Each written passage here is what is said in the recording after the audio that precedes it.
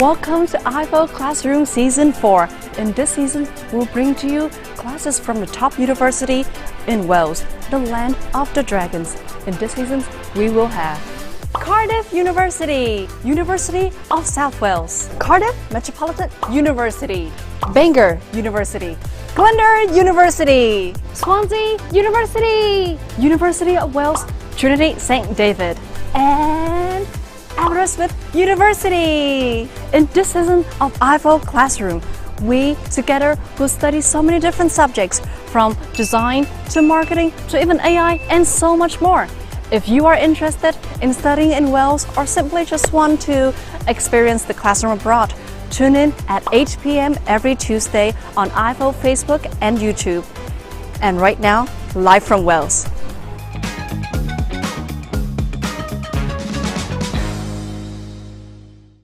It is so nice to finally be back.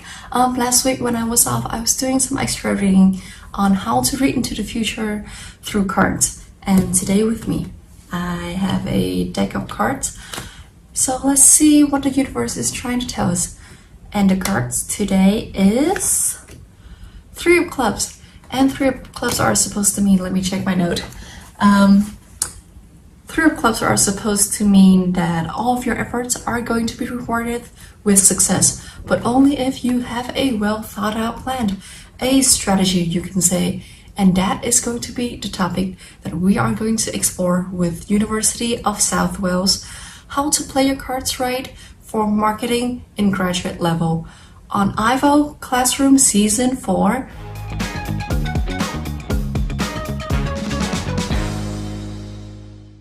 Xin chào tất cả mọi người và chào mừng tất cả khán giả của IFO, tất cả các bạn đã quay trở lại với IFO Classroom mùa số 4 Live from Wales. Lớp học kỳ này của chúng ta vẫn sẽ được đến thăm những trường đại học hàng đầu xứ Wales chỉ với một cú nhấp chuột. Những tập trước thì chúng mình đã được học rất là nhiều chủ đề rất là thú vị.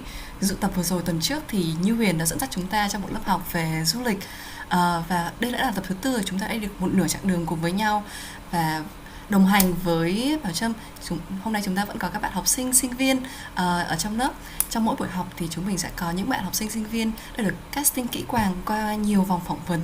Và tại đây thì các bạn sẽ được có cơ hội cùng học với giảng viên trực tiếp từ Wales. Đương nhiên thì các bạn khán giả đang xem livestream của chúng mình cũng sẽ được học và sẽ có phần giải đáp thắc mắc ngay sau phần bài giảng của thầy giáo. Ngay bây giờ, hãy cùng chào đón các bạn học sinh đang có mặt tại IFO Classroom mùa 4 nhé. Xin chào tất cả mọi người. Hello. Hôm nay mình rất là vui khi nhìn thấy một số gương mặt khá là mới lạ, cũng như là nhìn thấy một số gương mặt cũng khá là quen nữa.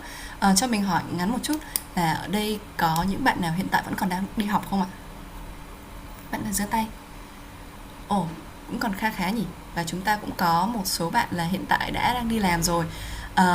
Đây sẽ là một nhóm sinh viên rất là hợp lý, tại vì bài học hôm nay của chúng ta không chỉ dành cho hệ đại học không, mà là chủ yếu là về MSC Marketing, Master of Science in Marketing, về marketing dành cho hệ sau đại học.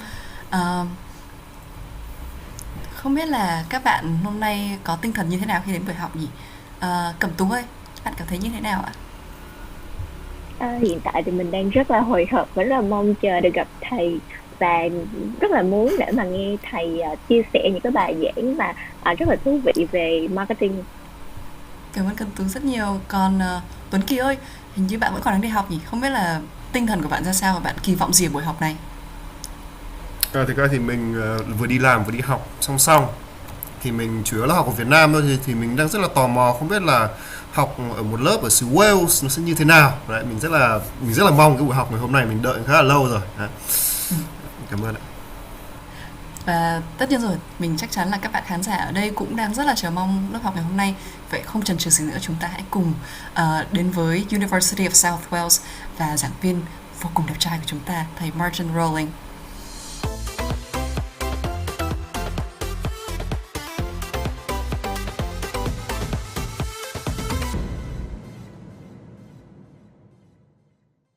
Class, please join me in welcoming Mr. Martyn. Thank you for the introduction. As you say, my name's Martyn. I'm a lecturer in marketing at the University of South Wales. I'm also the head of the South Wales Business Clinic, which is an educational experience where students get an opportunity to work with me with local businesses, and we go out and try to help local businesses perform better. So I'm constantly getting asked questions of how can I help my business perform and improve online? How can I raise my brand awareness? How can I engage with my target audience better? Social media is now the platform people are working off. Is it something that I should be doing? But we have to ask some fundamental questions before we go and say yes to the answer that question. So as you said, today's session is play your cards right. It's a play on words. I think it's an old game show in America as well. And it's very much asking ourselves, if I'm sitting in front of a client, what card should I play in order to make sure I'm giving the client the right advice? So when we ask ourselves what type of questions come up, as I mentioned just now, they ask me, how do I improve my brand? And how do I build a relationship with my target audience? And I often ask myself, what can I do for them? But when I look at some of the publications out there today, there's a lot of conversation around how we create neo-tribes. Now what I mean by neo-tribes is people come together that is not based on geographical boundary. It's not based on family ties. Think about your own social setting. Think about your interaction with different groups these days. It's far more fluid. And often we will attach ourselves to different groups online, and we might even perhaps think of ourselves and look at ourselves in a slightly different way. So what I'd like to do today is take Seth Godin's publication and ask myself, if I need to create a tribe, if a brand is coming to me saying, how can I get people to follow me? How can I get people to engage with my organization online? How can I get a community of practice where people feel comfortable to talk and engage with us and share their ideas and create that sense of community?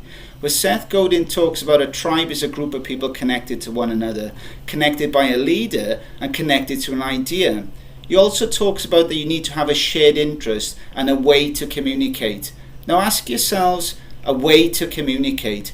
This is why companies are constantly asking me, should I be engaging on different platforms online? Because they have a plethora. They have many options these days to communicate. There are so many different channels an organization can use to engage with you and others as target audiences. Often that becomes a headache for brands and they don't know how to manage those effectively. So today we're going to look at some of the leadership theories out there, and we're going to look at some communication theories, because if we're going to follow Seth Godin's advice of creating an effective tribe, we need to know how to get people to follow us as a leader or as a brand. And we also need to ask ourselves, how do we communicate with those? But what he is talking about is people are looking for change. People are looking to be inspired. People are looking to follow something that they believe in. And that's going to be the premise of today's lecture, where I'm going to ask you 6 very simple questions. And as I said earlier, I don't expect you to answer those. It's thought-provoking questions where I'd like us to reflect upon our own behaviors and our own interactions in different groups. So, question number 1. Should a brand focus on winning at all costs? So often think about when you go into different relationships and we go into business even, people will ask ourselves, have you got the tenacity? Have you got the drive to be successful? And that is important, but I'd like to play devil's advocate this afternoon and ask yourself, is winning at all costs the most important thing for a brand? And what we're going to do is draw upon what's called an ultimate game theory. Now, Joseph Henrich is a professor in anthropology in Harvard University, and he has done some studies on different human behaviors and how groups interact with one another. And what he's doing is drawing upon here game theory. And game theory is is the situation a win-win? Is the situation a win-lose? Or is the situation a lose-lose? So let's go on into the ultimate game example and talk about what that looks like. So the ultimate game is 2 individuals. They're anonymously paired, and there is a certain sum of money. So for today we're going to say $100. Now the first player is the proposer. They have to make an offer between $0 and $100 to the receiver, the second player. Now suppose the proposer offers $10 out of the 100 to the receiver. The receiver must decide, do you accept or do you decline that offer? And if he or she accepts, she gets the $10, which is great, and the proposer gets the 90. But this is a one-time opportunity. What happens if the receiver rejects and says, I don't want to accept $10? Both players get zero. And this is an anonymous one-time opportunity. So the meaning that the pair will never interact again and won't see each other, there is no identity involved. Think about if you was in that situation. Would you accept an offer of $10? What's the lowest offer you would accept? And as a proposer, what would you offer? $10, $40, maybe $80? Ask yourself what is coming up in this conversation when we talk about two individuals having a potential relationship on a mutually beneficial basis. Is talking about what's fair, what we believe is right, what we believe we are worth. And if we were to look at this rationally, we would say the proposer will try to give as little as possible to keep as much as possible. Perhaps if we take it back to the brand, if we are just trying to get our message out there and sell our products and services, but have not considered the receiver, have not considered what they want from this relationship, then potentially you might be in a position of walking away with $0. But it's not for me to comment on what I think is right or wrong, only for you to reflect on your own. So ask yourself, is 10 fair? Is 50 fair? Now in Western society, most people will reject an offer less than $40. So they're expecting to have quite an equal response, an equal share in that $100 amount. But in other parts of the world, they're happy to accept $10. Now that can come down to perhaps the social norms.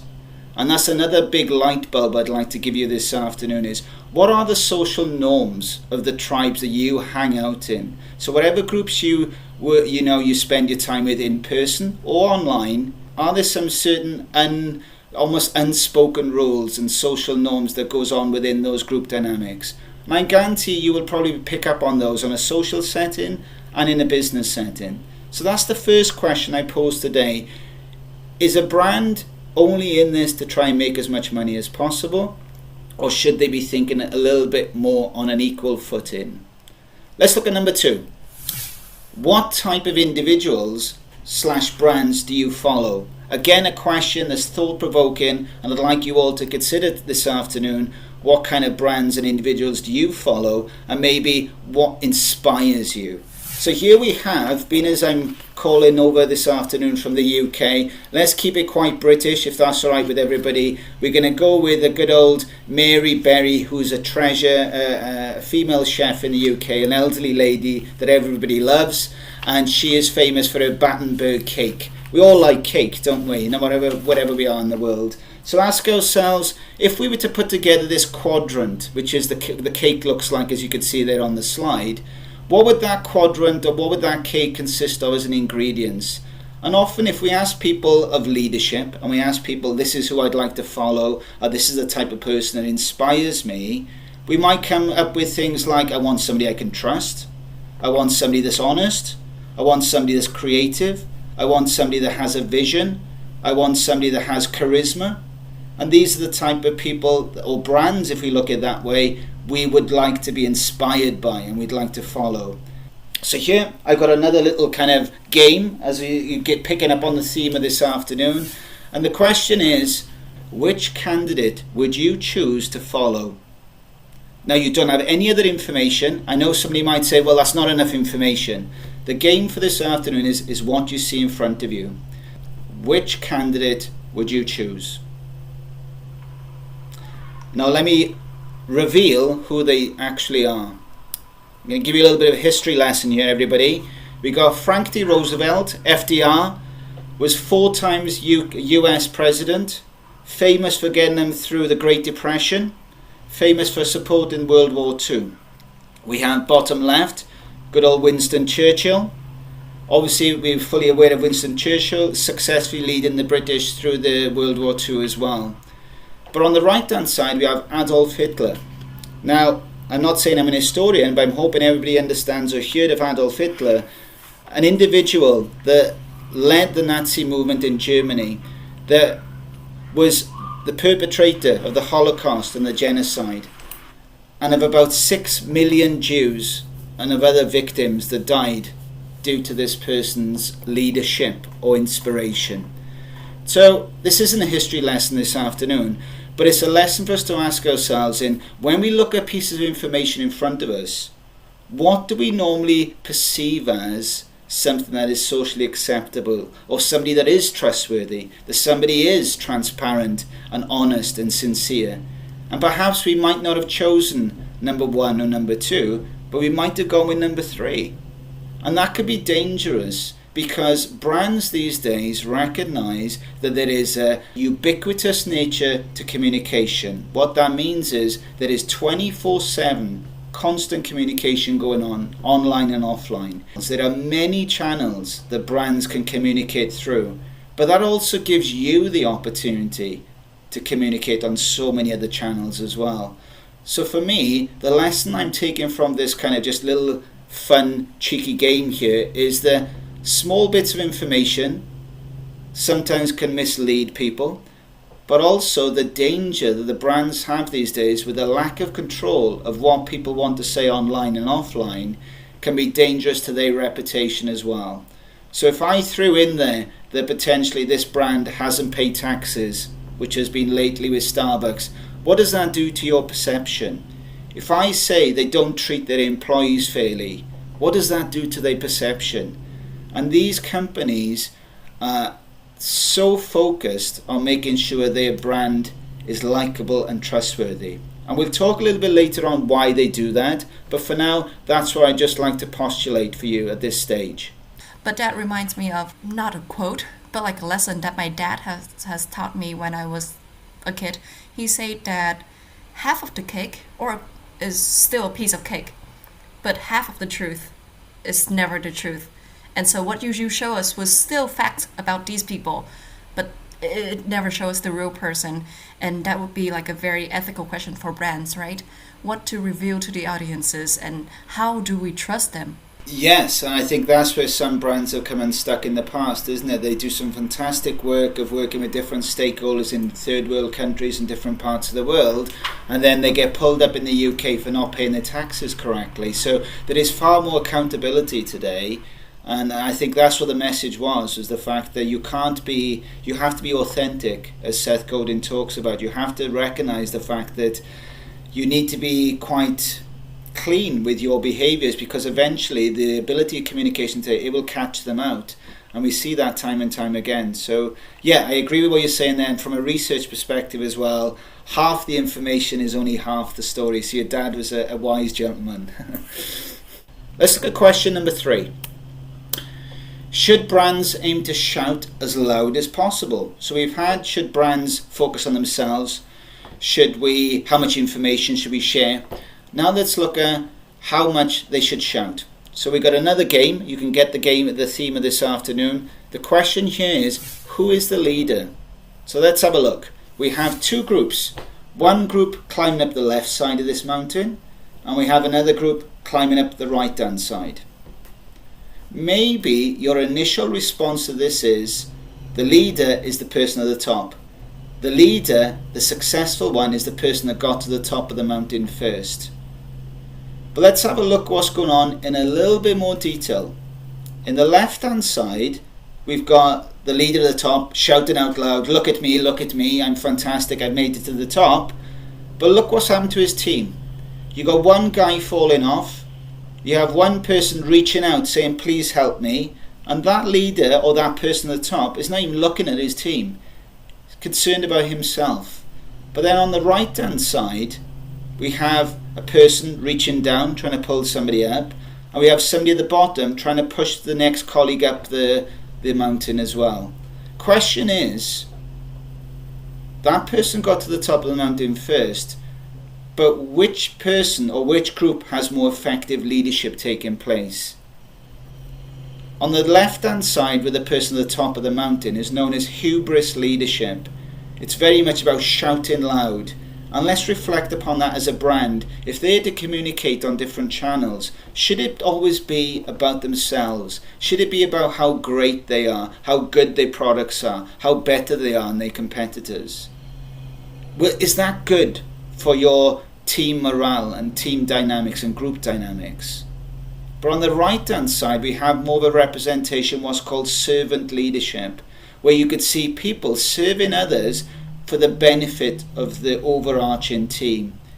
And again, I'm not saying what is right or wrong. I'm just asking you to reflect and see in front of you potentially how some groups work effectively and how other groups don't work as effectively. And let's bring it back to Seth Godin's comments earlier. In order to create a tribe, in other words, a group with shared interest and a way to communicate, you need to have some form of leadership within there, some form of representation. So that's why we're looking at these hubris leaders and servant leaders to say, as a brand, what should they be in these forums and how should they be behaving amongst their other stakeholders. For those who thought the right, who's thought the left, it's neither right or wrong, as I said earlier, it's just a reflection. Let's look at question number 4. What communities do you engage with and you feel comfortable with?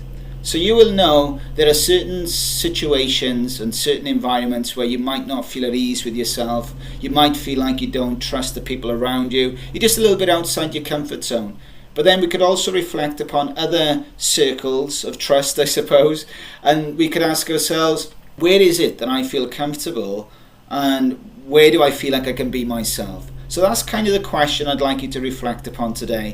But I have got a very tongue-in-cheek, a bit of a light-hearted, flippant approach to this, play on words there with the ant. But I would like you to consider, just for the next 5 minutes, if you had to be part of a group to be comfortable, part of a communication that was going to be successful, would you be an ant in a world of ants, or in a group of ants, or would you be a duck in a world of ducks?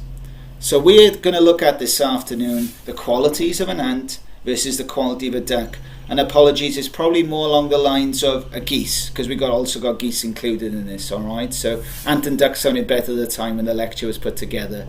But we have qualities of an ant: strong, tenacious, organised. That's good. You need to have a group to be organised. Structure. Is structure important to you in your group? Do you have structure to your content as a brand if you're talking to your peers and to your group members? Should it be hierarchical? That's a question to be asked. But there's lots of qualities there that we could say are good qualities of the ant. So for those who chose to be an ant, let's look at how good you really are.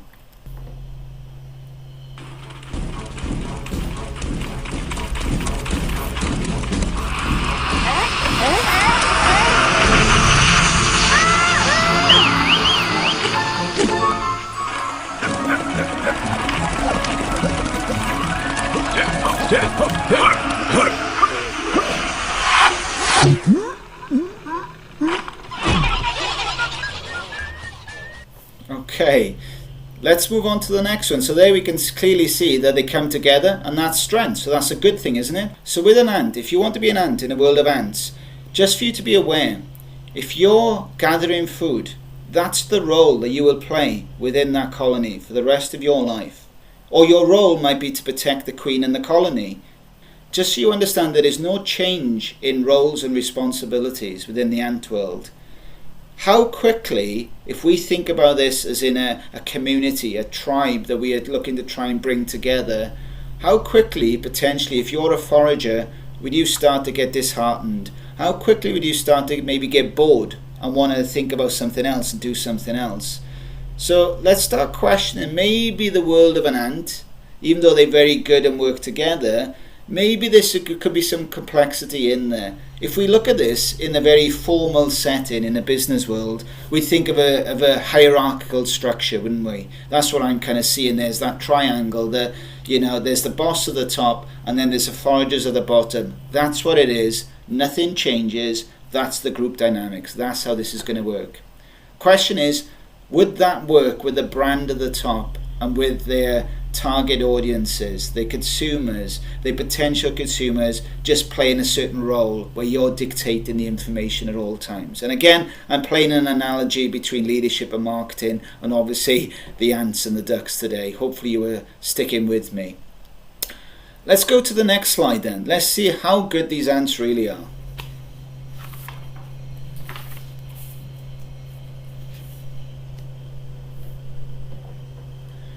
Okay, so what do we have here? Well, we have a colony of ants that are going round in a circle. This was filmed in Brazil many years ago. The question is, why is that happening? Why are we seeing these ants going round and round and round in a circle? Well, apparently, what happens is, if one of the ants lose track of the pheromone scent that keeps them in contact with the main foraging party, then this ant will just go round in a circle. And what you've got to remember is that the other ant, the one behind him, he or she, will then follow as well. So what they found out by looking at this study here is, the fact is what happened is, these ants have kind of got off track and they just spiral and spiral. But all those qualities we said earlier about hardworking, tenacious, stick together, they don't ask questions. They definitely don't ask why we're going in this direction.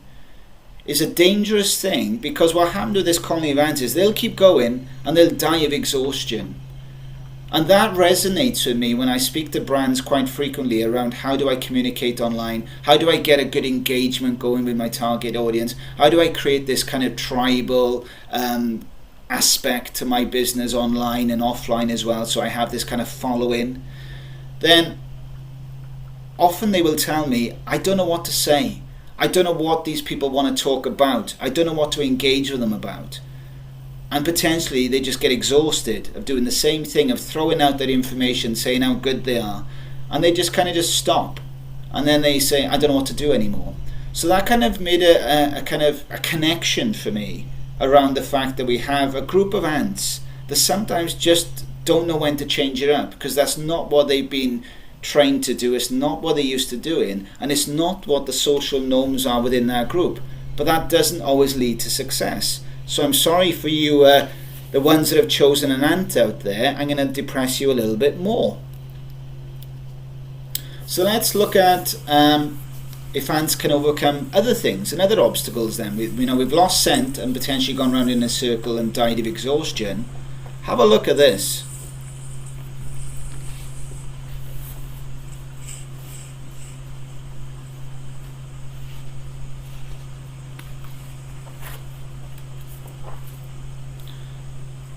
Question is, who wants to be in a team or a group that's phased by the slightest of changes or beaten by the smallest of challenges? So you can clearly see here that that line of chalk is creating a divide between those groups. And I think it comes up time and time again with brands that they are very cautious of giving up control. They always want to kind of dictate the content and drive the conversation. But my question is, what happens if somebody changes the rules? What happens then to that group dynamic? And that's potentially perhaps more what brands feel like about the amount of channels and the amount of communication out there that they are trying to manage.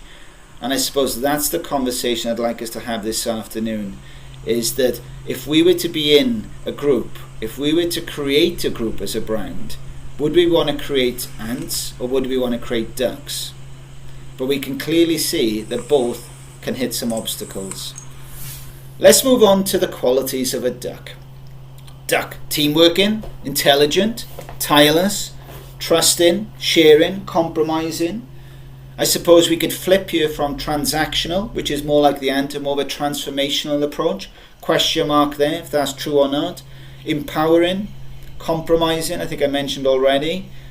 For those who chose a duck, let's look to see how good you really are as a group.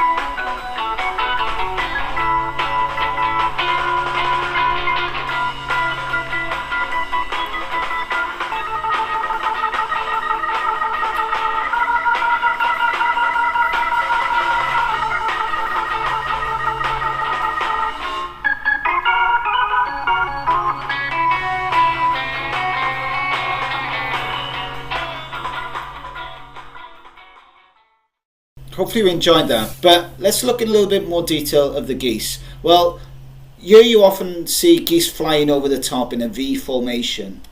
Have you ever asked yourself why they do that? It's probably quite self-explanatory. It's, aerodynamic. It kind of beats the wind resistance, and what you'll have is the geese at the front, they'll take on the challenge. But what will happen is the one behind will step up and replace that geese because to preserve some energy. And then the next one will do the same. So they are sharing that role of leadership. Often do you hear them honking as they go over the top, and you think, what's all that noise? Well, apparently that's signs of encouragement, saying keep going, keep going, keep going faster. And if one of the geese gets sick and comes down, apparently another will go down with them to stay with them until another flock of birds come, another flock of geese come, and then they will take off again. So they don't leave people behind. They're far more collective. And I suppose what we are talking about here in a leadership perspective is called distributed leadership, where there is not one individual or one entity that drives the group performance. It's a combination, it's a collective piece of work. And that really takes us into more of the transformational approach of the duck or the geese, perhaps compared to the transactional approach of the ant. But you all might have seen Harry Potter, I think the big conversation here is around the dissonant leader or the contributor in the group. We all have those people in our lives that just drain and suck the energy out of you and the life out of you. What we don't want, I suppose, as brands is people going on, as we said, talking negatively. Now, your group might have a common interest or passion that they might be frustrated about. That's something different. But if you've got that negative rhetoric coming back about your products and your services through your channels and where you're trying to create this tribe, then that is not good for team morale. And that's what we are trying to avoid, as I said earlier, is that fear of brands' lack of control. So it's how do you manage that as well when that comes about? Do you just kind of shut them out? Because I've seen some companies do that, where they just delete people off their account if they talk negatively. What you'll find is that's a very dangerous approach, because the rest of the group will see that. And remember, at the beginning, we threw up some of the qualities of a leader or somebody would like to follow if that's a brand. And we said they have to be honest, transparent. So the big question was, would you be an ant or would you be a duck? Well, I'd like to throw in the middle there, maybe be a chameleon. And there's qualities of an ant. There's qualities of knowing that you have structure to your content. There's qualities knowing that what you're trying to achieve with your target audience, understanding goals and setting. There's also that need and understanding that it has to be far more fluid if you want people to partake and engage with you beyond just reading what you have to sell them. And people are bored by that. People don't want to be sold to anymore. That's back in the 80s and 90s. That doesn't work like that anymore. So marketing having to work harder to make sure they understand their target audiences, and I mean in many different dimensions on different platforms. Okay, number 5. What motivates you to make a decision? That's what I'd like to ask you this afternoon. And I've got another question. As you know, that's the theme of today. But what do these have in common, apart from that they're wealthy and apart from they sell a lot of products, apart from they're a global organization? Was a very interesting reflection that a gentleman called Simon Sinek put on leadership and communication, and talks about how why do some brands and some organizations and some individuals perform well and succeed and some just don't quite make it. Well, he likes to propose that these brands think, act and communicate in the same way. And what he means by that is that these brands understand how to talk to you. These brands know how to resonate with you on a far more meaningful level. So let me give you an example of potentially how brands don't do it well, and then maybe how Apple and Coca-Cola are trying to apply their communication strategies. So here we have the golden circle, which I just mentioned Simon Sinek introduced probably about 5-10 years ago. And he talks about the importance of brands knowing the structure of how to communicate. Not just knowing your audience, but also knowing the structure of how to communicate to them. And he talks about how maybe most brands start with what they have to sell. This is my product. It has many features and benefits. Would you like to buy one? Now, I have been in sales for a long time, but it's not very inspiring, is it? What he talks about is that Apple and Coca-Cola and many other entities now recognize that they have to start from the inside out and not the outside in. So they start with the why. And let me just give you an Apple pitch slightly different to the one earlier. Apple are in the business of challenging the status quo. Apple are in the business of the future and technology, whatever that may be. Now, how we challenge that is we create well-designed, user-friendly Macs, watches, you name it.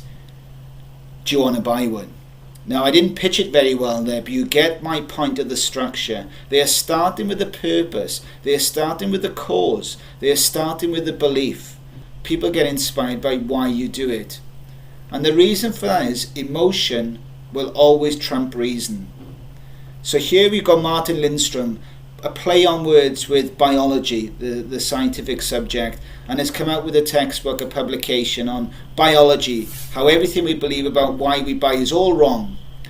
But what I want to focus our energy on this afternoon is not so much that publication, but the left-hand side of this PowerPoint slide. Here we have the same structure of Simon Sinek's Golden Circle, and here we have the structure of what, how, and why. Now, what I'd like to do is simplify our understanding of the brain. If we were to simplify and look down on top of a brain, you have two main structures to that. You have the outer part of the brain, which is the neocortex part, which is known for the newest part of the brain, by the way, which is known for processing language, analyzing data. It's able to take tangible efforts and evidence and rationalize them and look at it. So these type of buyers might be some of you on there today. They would say, I'm quite a rational purchaser. I look at what options are out in the marketplace. I see which ones offer the best benefits. I see the costs. I weigh that up and I make a judgment call. So let's look at the next part, of the oldest part of the brain, the limbic brain system. This part of the brain is great at dealing with feelings, great at dealing with loyalty. Now, the interesting part of this is it has no capacity for language. But yet, scientists tell us this part of the brain is where we make decisions.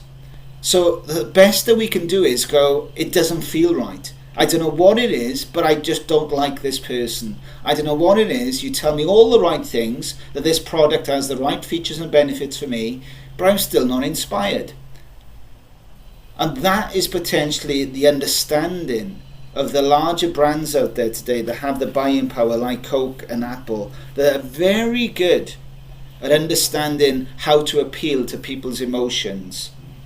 And that's what I'd like us to reflect upon today, is what do we make an emotional attachment to? But emotion will always trump reasoning.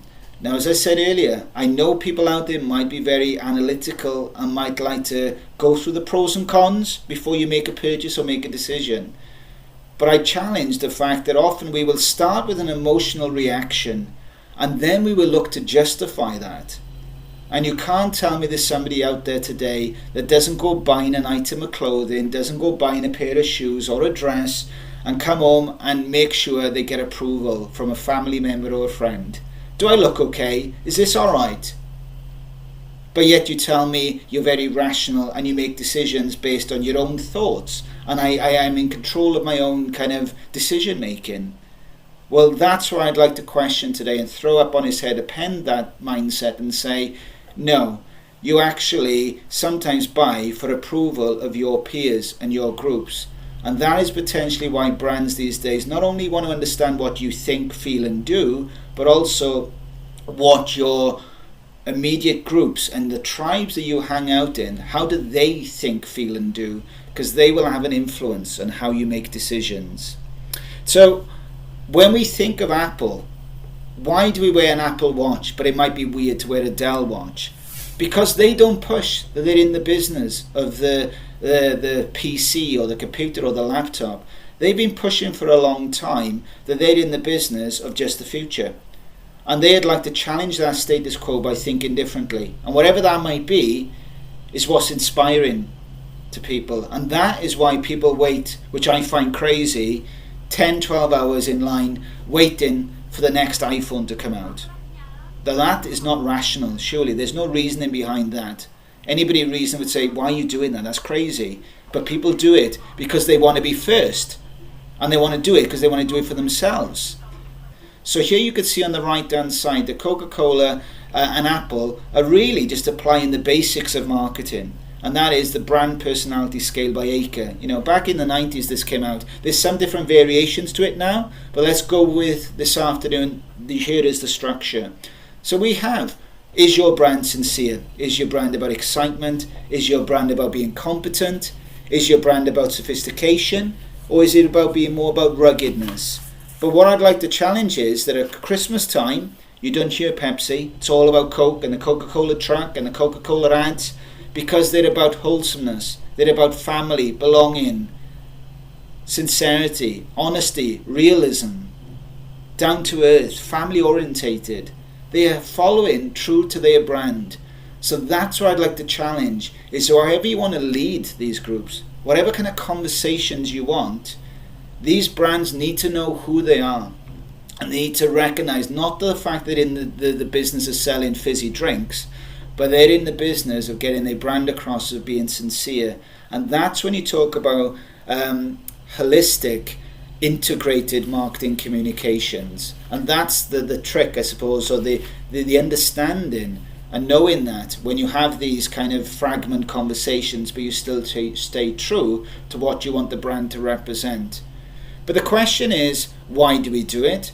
Well, it comes back to Seth Godin's comments earlier, that we are social animals, because for over 200,000 years we have learned that to survive, we are far more successful of surviving in numbers than in isolation.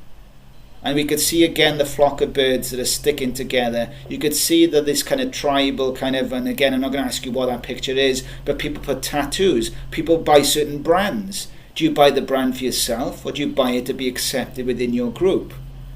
Here we have a lion that is far faster and stronger and nastier than a buffalo, but yet here you can see the lion grasping on for his dear life. The point is, the buffalo one-on-one are far weaker and would never survive, but they recognize if they stick together they have a far better chance. And that's where I think there is connection between ants, ducks, geese, lions, buffaloes, birds, you name it. We can look to nature, and we're not too far from looking at ourselves, because we are a social animal. And although we do drive sometimes for this individualism performance of my success and my money, there is still that innate kind of want from us, from a survival perspective, to stick to a collective group. And the question I'd like to ask the brands is, first of all, do you know who you are? And then do you know your audience, and how are you going to create that connection and make them feel part of something? That's what you do to get people on an emotional level. So let's play card number 6 as we come to the end of the lecture. What is the difference between micro marketing and macro marketing? Well, the difference between micro and macro marketing, you might be very familiar with this diagram I put up in front of you there, where if I was to sit down with a company, we often ask ourselves, is there a company issue that we need to look at internally? Do we need to look at immediate stakeholders, such as customers, competitors, investors, suppliers, media? Or is this a bigger perspective? Is this on a bigger level, a more macro perspective of what's the political situation? What is society and culture's influence on this topic?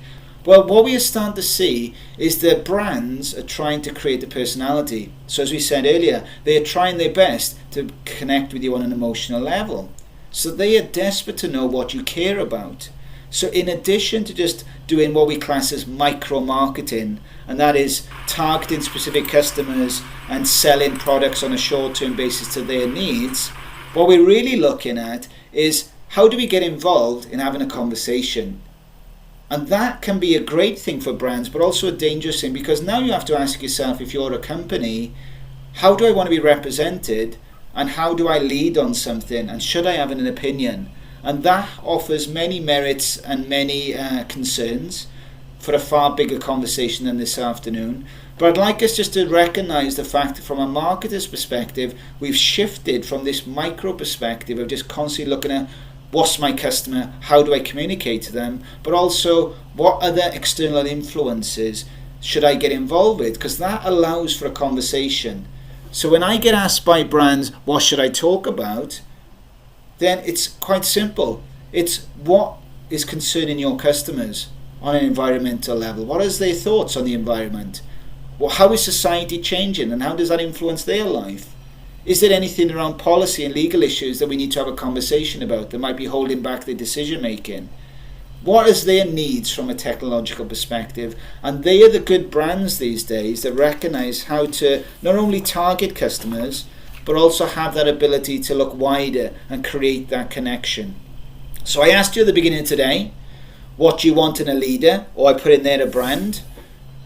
And I put it back to you from reflection this afternoon, that hopefully you've got some thoughts, some reflections, some suggestions of what you think you would do if you was a brand or if you was a leader to get people to follow you. But if I was to sit in front of a company and play my cards, because that's what today was about, playing your cards right, I would play 6 cards and I'd be asking them, tell me what your goals are and what you're trying to achieve from this content strategy. Tell me who your audience are and do you really know them? What is your competition doing and how can we differentiate? What is unique about your offering and potentially the content that you could create? What investment are you prepared to put into this? And more importantly, how are we going to measure success? And if we don't consider that at the very beginning, we don't know if we've arrived where we need to be. And as we could see constantly throughout that kind of playing my cards, I'm asking the client to take a good look in the mirror at themselves to see if they really know who they are and who they are trying to connect with. Thank you very much. Thank you so much, Mr. Martyn. It was a very insightful and it was a lot of information to digest. So, do any of you have any questions or comments on this? Phương Duyên? So I'm currently a high school student and I aim to major in marketing or like digital marketing in university. So I wonder if like how can I find out or create unique resources or like reputation for my brand in the future as a university student, since I will study is just like about the knowledge or like the inside of marketing. Thank you. I'm going to go with some advice that I had when I was your age. When I was lucky enough to study in Texas in the US, and I met a gentleman there that was famous in advertising, Lionel Sosa. So he's quite well known in New York. I always remember getting advice from himself, and that was find a mentor that you can go to get that kind of honest feedback. And the second thing is, don't be frightened to ask people for help. And what I mean by that is the best thing I advise people who want to go into communication is go and try out different things. So the first thing I done when I was in Texas, I knocked the doors of communication companies and said, can I sit with your copywriters for a few days? Can I sit with your account managers? Can I sit with your production team? Because I just want to get a feel for, as a young person, what I really like within marketing. And I think a lot of people say, I like the topic, I like the subject, but perhaps don't always understand what that can do for them as a career. So for me, it's find a good mentor and then shadow people and get out into industry. And I often say to students at the University of South Wales, you have to think about 3 things as you develop yourselves. And I don't want to get too serious this afternoon, but there's your education, which is great, but that isn't going to give you the career you want. It's part of the bigger picture. And what I'd like to do, what I'm doing in South Wales Business Clinic is giving you the experience and trying to give you the skill sets as well. So that's what I tend to do at the beginning of every 12 months. I say to myself, what experiences do I need to acquire to develop? What education do I need to look at to continually develop? And are my skills going in the right direction? But from a digital marketer's perspective, they expect you now to be able to write copy, create video content, take pictures. All that now is becoming far more needed as a digital marketer or as a communication person. So it's those kind of skills that perhaps you won't get in a degree. And I have to have that conversation time and again with people, say it's your responsibility to go acquiring that skill set as well, because your education only goes so far. So that's my advice to you. I do agree with that so much, and I can second it as a person working in comms right now, communications. It's everything. You have to be able to juggle many things and just to be on your feet, be on your tiptoe, and just always try to learn. And so these opportunities like this to just venture out there and learn new things via online class even, it is wonderful and very resourceful. And maybe somewhere here you might find a mentor, a friend, or just maybe you would get more idea about what would be your unique resources. Kiều Trinh, how do you feel after the lecture? I have to say it's a wonderful lecture because, just like the way professors say about marketing, which should come from why to what, his lecture is like a why of marketing. You said understanding people is very important for brand. They who make decision which comes from their limbic system, which is trust, blah blah. However, for companies, for brands, they also need to make their decision. So how do we make decision? Is it based on someone's kind of gut, the limbic system, or do we need more? Do we need research for big or small company alike? I think it's a combination, isn't it? It's a combination of giving people the information, but it's also having that ability to know how to resonate with them. So I suppose that's what the lecture was trying to push today. It's not the emotional content is the panacea to communication. It's a complement of both. So it's whether you can appeal to people's emotion, but also provide relevant content, which brings in the conversation earlier around post-truth and making sure we give factual information as well. So there's that combination for me that you have to get right and get the balance correct, and that's where some people struggle with. And I'd like to say, if I came online today, if you knocked my door, you'd find it quite strange if I just tried to throw a product at you and say, buy this product. But for some reason, people that don't understand social media, some people don't understand the digital marketing world, think they can go on there and just tell people what they have to sell. And then they wonder why nobody wants to follow them and nobody's inspired by them. So I often use Pareto's principles, which is 80-20 rule. If you look at most companies that struggle with social media, they spend 80% of the time talking about themselves and 20% about what their target audiences are really interested in. I challenge them to flip that and stop talking about what they're selling all the time, 80% of the time, flip it to 20, and talk about 80% of the time the things that they're interested in. Because it's the challenge I'd put out there when it comes to with brands is it's called social media, not business media. But for some reason, companies think it's their domain, it's their environment. So that's another lecture for another day where they shouldn't even be on those channels. But I think what I'm picking up on your point is that combination. Yes, and it's the order, and that's what today's lecture was about. It's not do one or do the other. It's considering what drives behaviour. And science tells us we have to appeal to people's emotions. Do yourselves a favour, everybody. Next time you look at any kind of commercial and ad, just play a very simple game. Do you think that's emotionally appealing, or is it more factual and rational thought? I guarantee it'll probably be the first, not the latter. And then ask yourself why they do that. Thank you so much, Mr. Martyn. It was very insightful. And students, I do believe that you still have a lot of questions, as well as the IFO audiences. So right now we'll go into the Q&A sessions. Jot down your notes, comments in the chat box if you have any questions for Mr. Martyn. And right now we will go to a quick video about University of South Wales. Don't go anywhere. We'll be right back with IFO Classroom Season 4 Q&A sessions.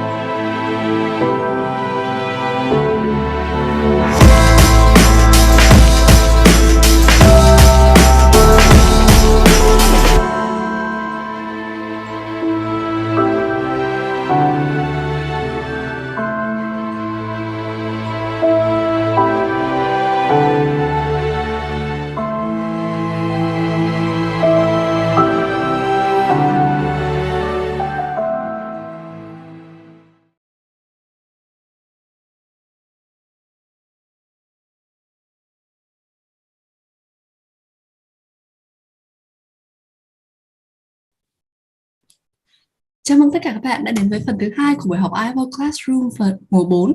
Và bây giờ chúng ta sẽ đến với phần hỏi đáp Q&A. Ngay vừa rồi thì các bạn đã xem một video ngắn giới thiệu về trường đại học University of South Wales, đúng không? Một ngôi trường, qua cái video mình đã nhìn thấy là nó rất là rộng rãi và rất là đẹp.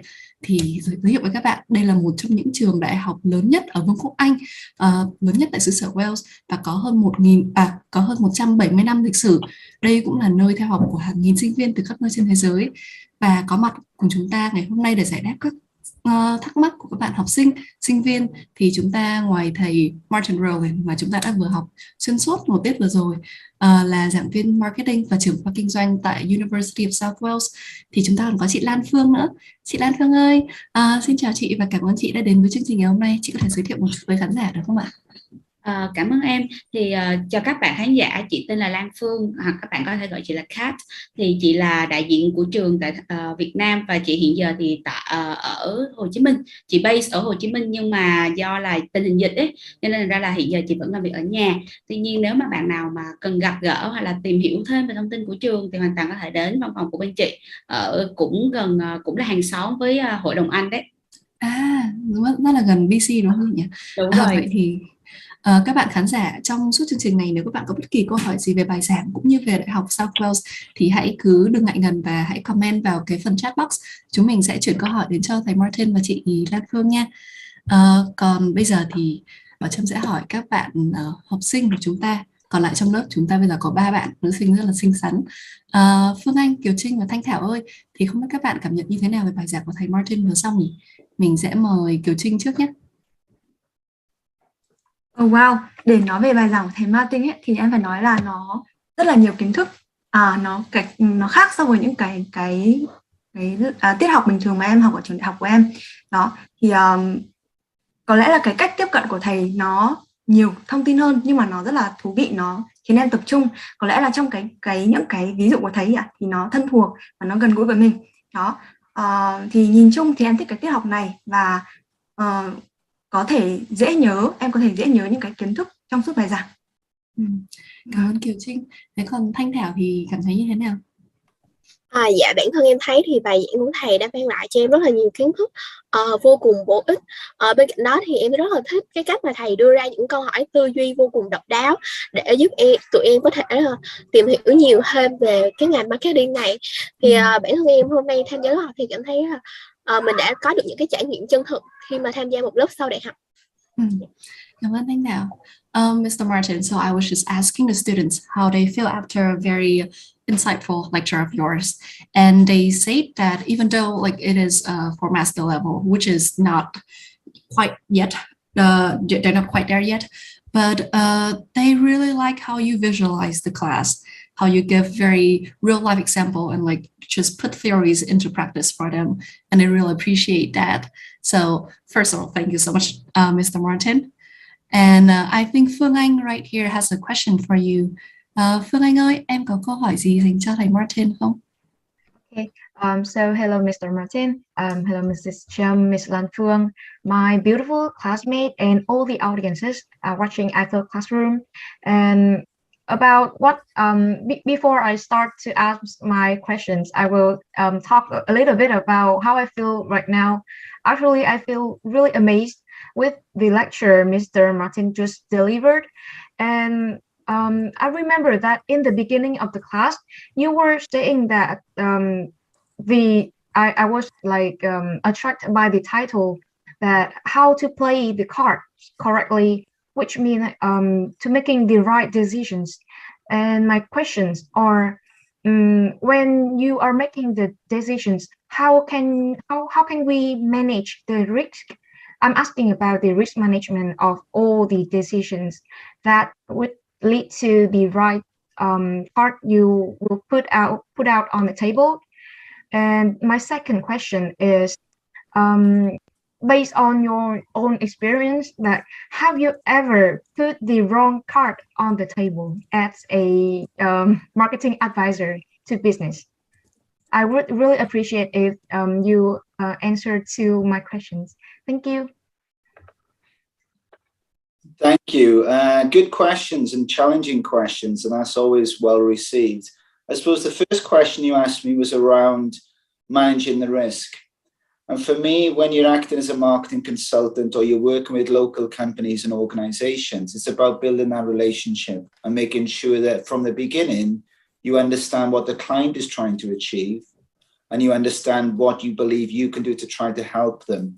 So when students are working with me in the university, we talk a lot about setting up and managing clients' expectations. And for me, if you think about that and you consider what the client is trying to achieve, and you recognize who the client are. Now, what I mean by that is a lot of students are listening today might be thinking about the subject matter. I want to understand marketing better, or I want to understand HR better, or I want to understand business better. But I think what I'd like to challenge people to think about is also where the business is at. So when I'm working in the clinic, I'm working with micro businesses. That means companies with 1 to say 5 members of staff. Sometimes I'm working with startups. Sometimes I'm working with SMEs, small to medium enterprises, up to about 100 members of staff. And I have to consider that. So when I'm giving advice on marketing, I'm thinking about where is the client trying to go and what resources do they have to implement this to make it realistic? Because often we get perhaps criticized that a marketing strategy is one thing, but how do you implement that is another thing. So the first part of the question, managing risk for me, is about knowing your client and getting to know them to the best of your ability straight from the beginning. The second question around playing the wrong card, I think I do that on a daily basis, I'm going to be honest. But I think what's important is that you are sincere, transparent with your client. And every time I work with clients and we work with organizations, if they feel you are trying the best to do the best by their organization, people will allow for mistakes. But we also need to think about, from a subject perspective, the marketing is trial and error. We talk a lot in marketing about A to B testing. Try the A option, see what you get from that, then try B. Because I haven't got a magic wand. I can't tell the clients how people are going to behave. I can't force people to buy certain products. What we have to do is trust our theory, trust our approach, and then recognize what the client is trying to achieve. So we talked about in the lecture of generating goals and setting aims for the client. Then I need to know, are they trying to raise awareness? Are they trying to drive engagement? Are they trying to get a call to action? Because once you understand what the client is trying to achieve from the communication and the marketing activity, then you can try to apply the best cards possible. And I always got a caveat, and that is we have to see how that works. And then we reflect, learn from that, and then we go again. But it's never this, here's a plan, implement that, and thank you very much. It's very much, here's where we suggest we start, let's reflect, and then we go again. Yeah, I feel it's really insightful, and thank you for your answer. Thank you, You're welcome. Phuong, for a very, very big question, and thank you, Mr. Martyn, for answering very eloquently. I was quite a bit overwhelmed when I first heard her questions.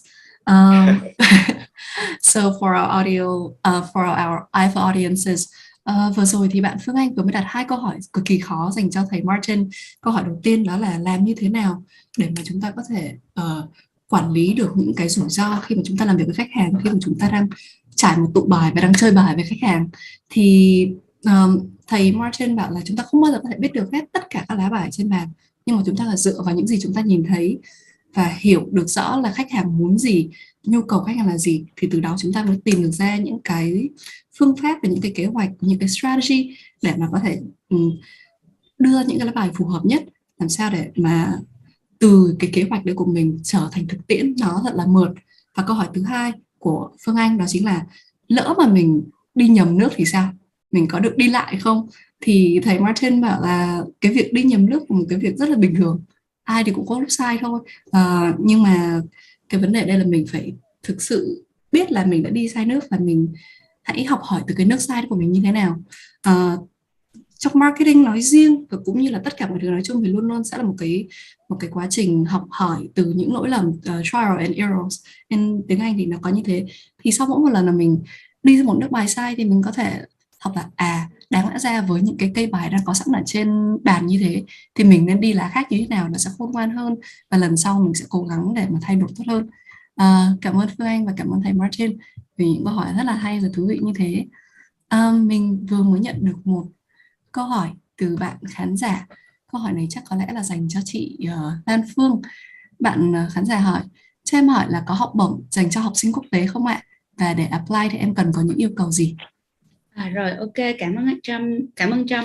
Thì trường University of South Wales đúng là có học bổng dành cho sinh viên quốc tế, và đặc biệt là đối với sinh viên Việt Nam thì trường sẽ dành đỡ học bổng lên đến là 2.500 bảng một năm cho mỗi chương trình, mỗi năm học ấy, chứ không phải là cho cả chương trình. Ví dụ như em học chương trình đại học thì mình sẽ được là 2.500 bảng cho năm nhất, năm 2 và năm 3, tại vì chương trình đại học ở bên Anh thì chỉ có 3 năm thôi. Còn nếu trong trường hợp mà mình học chương trình dự bị đại học là dành cho các bạn mà mới lớp 11 này và học xong, hoặc là lớp 12 mà không đáp ứng điều kiện xét tuyển để vô năm nhất thì các bạn sẽ cần học lại năm học dự bị đại học, thì mình vẫn có cái 2.500 bảng đó. Và cái điểm đặc biệt của chi phí học của bên trường chị đó là nó sẽ xét ngay, nó sẽ fix ngay tại cái năm đầu tiên luôn, nghĩa là không có sự thay đổi về chi phí học cho cả 3 năm. Thì điều đó nó giúp cho phụ huynh rất là dễ plan cho cái việc học của các con em mình sau này. Và ngoài ra thì bên cạnh cái chi phí học là có học bổng như vậy, thì bên trường nhằm hỗ trợ sinh viên thì cũng có offer một cái gọi là early payment discount là 300 bảng. Ví dụ như là trong trường hợp các bạn học sinh mà đi học và đóng hết tiền học ngay tại thời điểm nhập học ấy, ở bên trường thì sẽ được hưởng thêm cái 300 bảng này. Còn nếu không thì các bạn có thể chọn cái phương pháp đó là thanh toán thành nhiều lần, thanh toán thành ví dụ 7 lần hoặc 10 lần tùy vào cái tình huống của các bạn, nhưng mà trường sẽ không có chặt cái phí interest do cái đó. Còn ngoài ra có một cái gói rất là đặc biệt dành cho các bạn sinh viên đang học chương trình cử nhân ở Việt Nam rồi, nhưng mà các bạn vẫn muốn chuyển tiếp qua bên Anh Quốc và lấy cái bằng đại học ở Anh Quốc đi, thì các bạn có thể lựa chọn đi vào các chương trình gọi là top up, là cái năm cuối đại học ấy. Các bạn học 3 năm bên đây, hoặc các bạn học chương trình cao đẳng 3 năm thì các bạn có thể chuyển tiếp sang đó học chương trình cử nhân, và sau đó thì lên 1 năm chương trình thạc sĩ. Thật ra rất nhiều bạn sinh Việt Nam chọn cái gói học này ở trường của chị, tại vì nó rất là tiện, vì 2 năm mà được 2 bằng luôn, vừa bằng thạc sĩ vừa bằng cử nhân. Và cái chi phí học thì sẽ có một gói học bổng đặc biệt dành cho cái chương trình đó, nó lên tới 6.000 bảng cho tổng 2 chương trình. Và cái điểm đặc biệt đó là các bạn không phải make decision ngay từ đầu là phải chọn cả top up lẫn thạc sĩ. Tại vì có thể là mình muốn có cái second thought đi chẳng hạn, thì mình sẽ chọn đầu tiên học top trước, sau đó nếu mà mình vẫn quyết định đi với trường và vẫn chọn trường thì mình sẽ vẫn tiếp tục đăng ký lên thạc sĩ và vẫn được hưởng cái gói đó.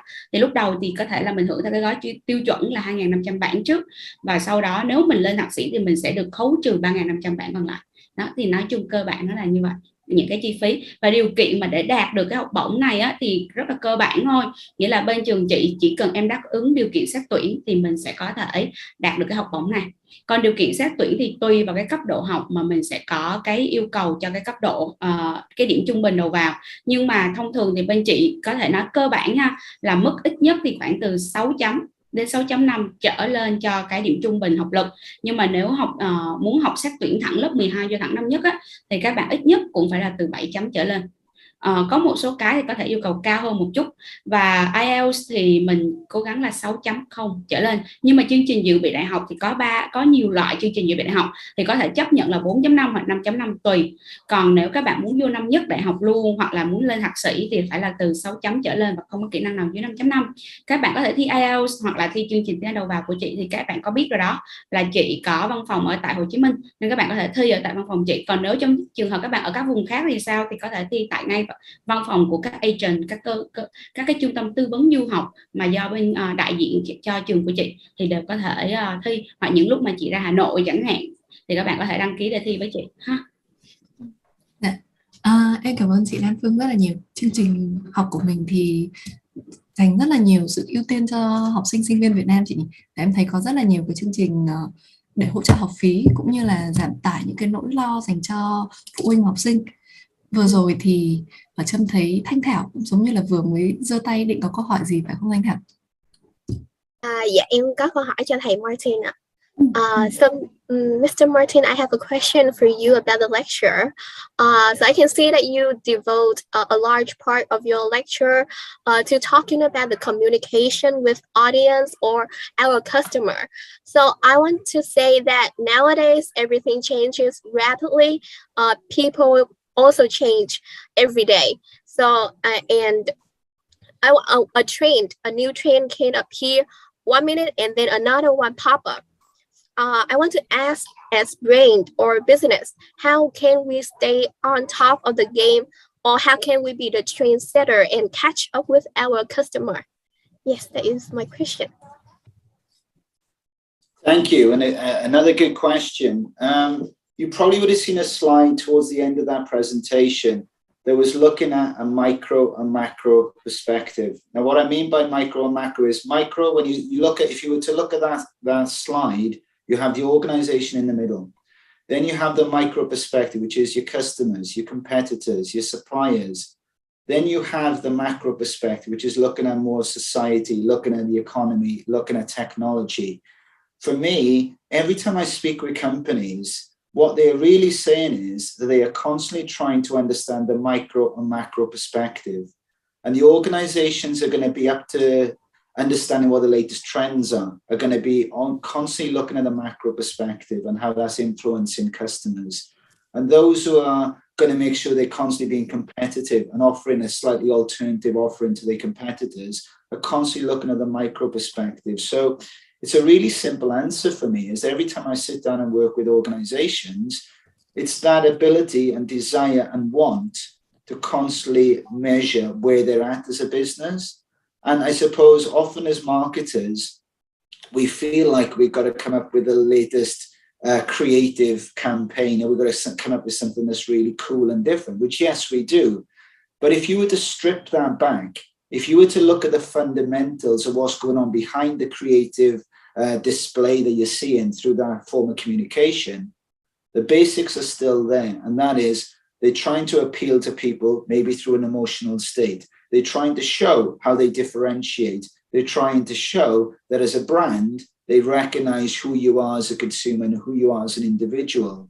So if you're constantly doing a macro and micro analysis on behalf of your organization, you should be at least up to speed with those trends. And you should be fully aware that platforms will change.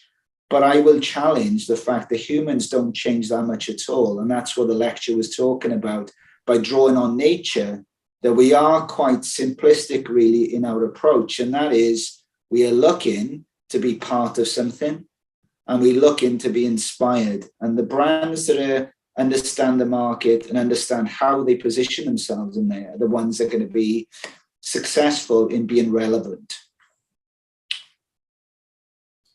Thank you, Mr. Martyn. Cảm ơn Thanh Thảo. Vừa rồi thì Thanh Thảo có một câu hỏi dành cho thầy Martyn. Đó là bạn thấy là mọi thứ thay đổi rất là nhanh trong cái thế giới này. Kiểu ngày hôm trước thì có thể là có từng đấy công việc và có những cái sự kiện đó, nhưng ngày hôm sau khi mà có một cái sự kiện nào đó khác diễn ra thì nó sẽ thay đổi rất là nhiều. Trong thế giới quan của chúng ta, và con người sẽ có những cái hứng thú, có những cái mối quan tâm khác, và như thế nào thì các thương hiệu có thể bắt kịp được với những xu hướng mới như thế. Thì thầy Martyn đã giải đáp là luôn luôn có hai hướng để mình nhìn. Một là vĩ mô và vi mô. Vĩ mô là khi mà mình nhìn to ra cả một xã hội nói chung, cả một tổng thể, thì xung quanh chúng ta mọi người nghĩ gì. Và vi mô thì sẽ là cá nhân của người khách hàng, người ta nghĩ gì, người ta muốn gì. Thầy Martyn thì lại không nghĩ là con người chúng ta thay đổi nhiều như là Thanh Thảo nói, mà thầy Martyn lại nói là thực ra con người khá là theo bản năng. Có những thứ chúng ta sẽ gọi là core value, những cái hệ giá trị bản thân ấy, những cái hệ giá trị cá nhân thì nó sẽ được giữ khá là kỹ xuyên suốt thời gian. Chỉ có những cái xu hướng nó sẽ thay đổi qua ngày này và tháng khác. Vì vậy thì trong cái việc communicate, trong cái việc mà trao đổi và giao tiếp với lại khách hàng giữa thương hiệu, thì thương hiệu phải thực sự hiểu rõ là mình muốn gì, mình làm gì, giá trị của mình đặt ở đâu, thì từ đó mới có thể tạo ra được một cái unique feature, tạo ra cái điều đặc trưng mà khán giả sẽ luôn luôn quay trở lại và quan tâm và luôn ủng hộ cái thương hiệu của mình. Và câu hỏi tiếp theo của chúng ta đến từ bạn Tuấn Kỳ. Bạn Tuấn Kỳ hỏi là Ờ, Hiện nay thì có rất là nhiều cái chiến dịch marketing nó tập trung vào việc gọi là tẩy não khách hàng. Nhiều thương hiệu nói rất là nhiều nhưng mà lại không hề tập trung vào những cái chất lượng của sản phẩm của mình, trong khi chỉ cố tình đánh bóng tên tuổi qua những cái campaign khác nhau. Vậy thì chúng ta nên phải navigate cái sự việc là như thế nào? Mr. Martyn, we have a question from our student in the class. His name is Tuấn Kỳ. He's not here currently, but he sent his question in, and he asked, nowadays, they say marketing only focus on brand washing customer. Some brands also shout out too loud, but not focusing on the product quality. So should brands keep the brand washing way or changing into a more reality way? So I'm guessing what he's asking is there was a term called greenwashing marketing, right? I'm guessing that's what he's pointing at. Yeah, I think that where he's coming from, I suppose, is a very moral perspective to start with. So let's perhaps address that often people see marketing as something that is pushing a product on somebody that potentially there's no need. So we're constantly trying to create that need. That is up for debate. But I do think marketing or people in communication have a responsibility to be true, transparent, and honest with their communication. But I think in today's society, organizations are far more accountable than ever. We have so many platforms and so many channels to communicate through that if we feel we've been missold something, if we feel we bought a product that perhaps wasn't up to expectations, we are the first people to tell everybody how unhappy we are with that product or service. So I think there is still times where people might take, for example, sustainable marketing at the moment, where a lot of brands are trying to push how they're being eco-friendly and how they're trying to make sure they are considering the planet. Now, some skeptics would say they're doing that because consumers are now talking about these type of things, and why weren't they doing it 100 years ago? But I do believe that the accountability is there now, which gives us far more voice. And they talk about the power of the consumer. There's often theories like prosumer, where the production and the consumer comes together. So there's far more of a connection around that. If anything, the brands that are good at communicating today will encourage that feedback and encourage your participation, because that's how it's kind of an answer to the earlier question today of appealing to people's trends and appealing to people's needs and desires. But the question about brainwashing in marketing, I think brands will be accountable for that, and eventually people get caught out. So today's lecture was about, why do you appeal to emotion? Well, it's because people buy from people they like. That's what studies tell us. So brands, organizations, with the accountability these days, if they're going to be a likable brand, if they want to be in the business for a long term and not just short term, they need to be authentic, they need to be transparent, and they have to be honest with that. And the power now for you to communicate and share your concerns is quite frightening for brands. So I think there's accountability there. Thank you, Mr. Martyn. And not to name names, but we all do have a certain names that pops up in our mind when this question comes up, right? And there are different ways they handle this. Some brand handle this sort of media crisis very nicely, but some do not. Yeah, well, you could take it from I don't want to bore everybody this afternoon, but it's if you have a chance, look up Friedman versus Carroll. It was a debate that took place in the 90s. And the question was, should businesses be worried about the planet? Should businesses be worried about your welfare when really they should focus on making money? And Carroll questioned that and said a business has a responsibility to the community. A business has a responsibility to its employees.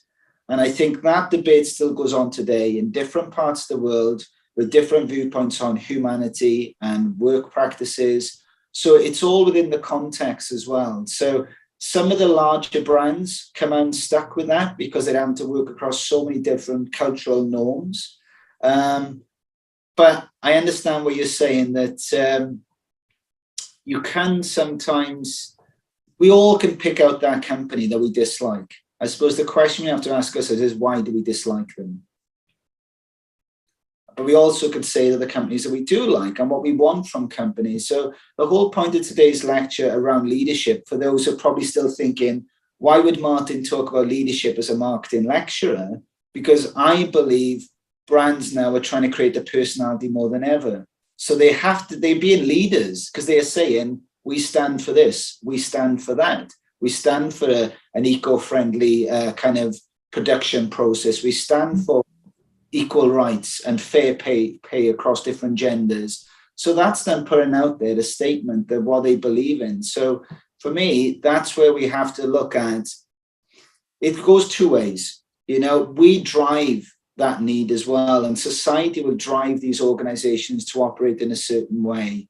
And that's where you're starting to see for me is that they really are aware of that, and they are really conscious that a good product still can be jeopardized by a badly run organization. And I'll leave you perhaps to just a question to answer a question. Would you buy from a company if you felt it was mistreating a family member or somebody you really loved that you knew? Would you feel, what would your viewpoint be of that organization? And you might have a slightly tarnished viewpoint. You might think that the product is fine, but the company you don't like. And studies tell us you won't buy from them. That's a very clever way to answer a question by another question.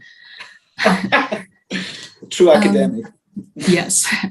Vừa rồi thì bạn Tuấn Kỳ hỏi thầy Martyn là nếu như mà các thương hiệu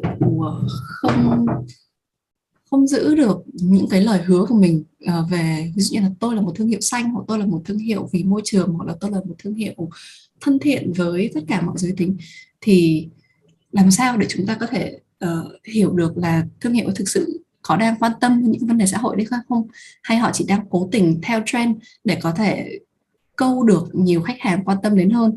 Thì thầy Martyn nói rằng cái đấy cũng là do chính mình thôi. Họ sẽ không thể nào giấu kín được những điều đó mãi, và chính người khán giả, những người tiêu dùng sẽ là những người phải thông minh nhất để mà nhận định ra được là đâu là sản phẩm tốt nhất, đâu là sản phẩm có chất lượng tốt nhất, và cái thương hiệu đấy nó authentic, nó thực nhất. Và thầy Martyn đặt lại một câu hỏi cho các bạn là nếu như bạn rất thích đồ của một cái nhãn hàng này, nhưng bạn phát hiện ra là nhãn hàng này không đối xử với nhân viên tốt, nhãn hàng này có những vấn đề về đạo đức, có những hành vi kỳ, thì bạn có tiếp tục mua của nhãn hàng nữa hay không? Đó sẽ là một câu hỏi mà chính những người tiêu dùng sẽ tự trả lời cho bản thân mình. Và khi có cung thì mới có cầu. Nếu như mà người tiêu dùng cũng không đồng ý với những điều đó và tẩy chay thì nhãn hàng cũng sẽ không thể nào tồn tại tiếp được. Cho nên là trong marketing nó luôn luôn có một cái định luật là chúng ta sẽ phải đi theo một vòng. Đôi bên sẽ phải nghe nhau và phải nương theo nhau. Câu hỏi tiếp theo của chúng ta là đến từ một bạn khán giả tên là Linh Hoàng. Bạn đó hỏi là khi mà bạn muốn bán một sản phẩm nào đấy thì bạn phải bán về mặt tình cảm, về mặt cảm xúc của khách hàng. Vậy thì làm sao mà các thương hiệu có thể làm được điều đó? Mr. Martyn, we have another question from our audience. Her name is Linh Hoàng and she asked, before you sell a product, you have to sell the customer's emotion or dream. How do brands do that? How do you appeal to emotions and dreams? I think this you touch on a little bit, but dream is quite a big word. Yeah. So you have that's a lecture, I suppose, in itself. But if you were to look at yourselves for 1 second, but don't look at yourself in a one-dimensional perspective. What I mean by that is a lot of brands will recognize how to appeal to your nostalgic state of mind. A lot of brands will be able to appeal to your current state of mind, which might be, what are you worrying about? What are your concerns? Other brands are very good at appealing to the fantasy in yourself. You know, that I wish I was that kind of person. I wish I had superpowers. I wish I could be, you know, the richest person. I wish I was able to travel across time, whatever it may be. So you will find that brands, first of all, they have to know themselves. And a lot of these organizations are constantly making sure they understand who they are and what they represent. So if I was to work with a company and talk about doing some kind of brand analysis, first thing we probably do is do some kind of position mapping. And we would look at, based on characteristics, Where does your organization sit within that company? So the example I showed this afternoon was Coca-Cola. Coca-Cola sell pretty much the same product as Pepsi, two different brands completely. Pepsi's all about being exciting and fun and young, hence why you will see the likes of David Beckham, famous music artists, supporting Pepsi. Coca-Cola is all about wholesome, family, belonging, hence why you will see them around holiday season and around family events. They try to be far more attached to that. So first of all, the brands need to know who they are, and then how they appeal to your emotion is trying to mirror whatever your kind of self is at. So whether that be nostalgic, whether that be in this current self moment, or whether that be in the future in fantasy itself. But look out for that when you see brands. That are they appealing to your old self? Are they appealing to your current self? Or are they appealing to maybe what you want to be in the future? But it's all about making a connection. And as the lecture was talking about, in an emotional state of mind, studies show us that's what drives behavior, that's what drives decision making. But as I said earlier on in the lecture, please don't feel that I'm saying you can't have promotional activities on your features and benefits, because you've got to show how you're competing amongst your competitors. But it's about the order in which you communicate that and making sure you are appealing to people on a far deeper level. And that's, again, what studies will tell us, is that we will try to rationalize our emotional decision. And again, I'm going to finish with the question, I think, just to keep the theme going.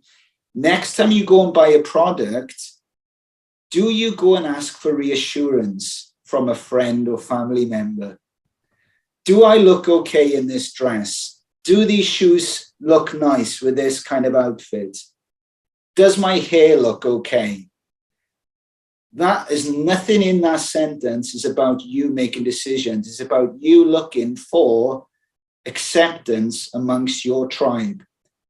And brands know that, and they are now trying their best to know who you hang out with, what are your social norms, how do you speak, how do you communicate with each other. So for me to recap on that is a pretty long answer to the question. First of all, brands need to know where they are positioned and what they believe they have as unique characteristics. And secondly, they need to know their target audience and know what they worry about, know what they think about, know what they're motivated about, and then they make that emotional connection. But it's a big topic, but that's kind of just a summary to that question. That's huge. That could be a whole lecture right there, or even like a course. Yeah. Và vừa rồi như thấy Martyn trả lời cho câu hỏi đó là như thế nào để một thương hiệu có thể bán được cho bạn giấc mơ, thì thầy Martyn bảo là cái giấc mơ này của bạn nó là giấc mơ của hiện tại, của quá khứ hay là của tương lai. Mỗi thương hiệu nó sẽ có những cái cách tiếp cận với khách hàng, tiếp cận với cảm xúc khách hàng khác nhau, và tùy vào bản thân của mình lúc đấy thì mình sẽ cảm thấy được chạm vào bởi một cái thông điệp nào đấy của thương hiệu đó, và đó là lý do tại sao mình muốn mua thôi. Khi mà mình đi mua đồ ấy, không phải là thường đa số bạn sẽ không hỏi là ôi cái áo này chất liệu là một cái gì, nó cảm thấy nó là bao nhiêu phần trăm vải cotton hay bao nhiêu phần trăm gì, và các bạn sẽ hỏi cho mình mặc cái áo này có xinh không nhỉ, màu da mình có sáng không, không biết là mình mặc cái áo này đi hẹn hò thì bạn kia của mình có thích hay không, hoặc là mình đi học mặc áo này có nổi quá có bị giáo viên gọi lên trả bài hay không. Thì có mình đó là những cái cảm xúc của mình nó suy nghĩ, chứ không phải là những cái quyết định từ trong logic mà ra. Cho nên là để mà trả lời được cho cái câu hỏi là như thế nào để mà thương hiệu có thể tiếp cận được với khách hàng qua những cái cảm xúc, qua những cái ước mơ, qua những cái nguyện vọng, thì đó là phụ thuộc vào, thứ nhất là cái thương hiệu đó đại diện cho điều gì, và thứ hai là người tiêu dùng lúc đấy đang tìm kiếm điều gì. Thì khi hai cái điều đó chạm vào nhau thì chúng ta sẽ hợp được lại và sẽ tìm được một cái mối quan hệ giữa thương hiệu và khách hàng rất là êm đẹp thôi. Câu hỏi tiếp theo, một câu hỏi rất là thú vị của bạn Lâm Võ Minh Quân. Bạn Quân hỏi là Apple là một hãng không hề chạy quá nhiều quảng cáo hoặc là quá nhiều cái chiến dịch marketing, nhưng mà cái sự kết nối giữa thương hiệu Apple và khách hàng vẫn cực kỳ bền chặt. Những người dùng Apple rất khó đổi sang dùng Android và ngược lại. Vậy thì điều gì là cái bí mật đằng sau cái sự thành công này?